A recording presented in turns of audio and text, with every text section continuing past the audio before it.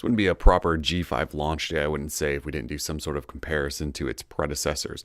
So here we are looking now at the G3, G4, and that is the G5 here on the far right. So with the G5, as a quick recap, you got that 5.3-inch Quad HD display, removable battery, all metal build, sort of that modular idea going on, Snapdragon 820, 4 gig of RAM, all of that good stuff.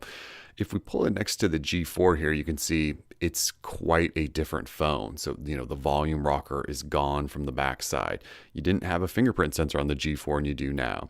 We have a USB Type-C port down at the bottom, along with a speaker down at the bottom instead of on the back.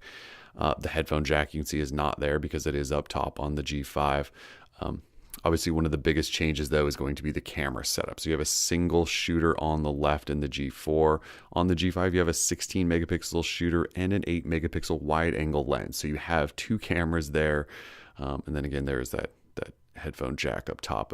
And here's the volume rocker on the side. So you can just see in general, it's just such a different phone. We don't really see these big jumps often from one year to the next, but with these two phones, they really are so completely different. If you notice in our hands-on video, there is no app drawer in the G5. There is obviously on the G4, so that's something we're gonna have to get used to, or maybe even just throw on a third-party launcher. In terms of the UI, it looks like LG has lightened things up a little bit here on the G5. I can't tell you if it's going to be faster or not yet. I haven't had enough time to test it. In terms of camera software, the G4 had an excellent camera, and the G5s I expect to be good as well. Overall, though, it is just a quite different device. If we look at the G3 here, which is a phone I haven't touched in a while, it actually reminds me a lot more of the G5 than the G4 does. This is obviously a gold model, and I'm holding the gold G5, so they match up nicely, but it just sort of has that bubblier, rounder feel than the G4 did.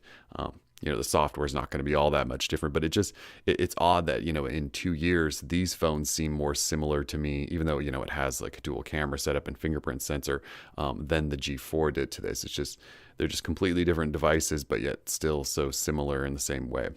There's not much else to say at this time. We need to, obviously spend a lot of time with each of these devices, do an actual thorough comparison, spend some more time with the G4. But for now, we just wanted to sort of give you a quick look at what it looks like next to it. And again, we'll have more coming, and we'll spend much more time with those in the coming weeks once we have that full review unit.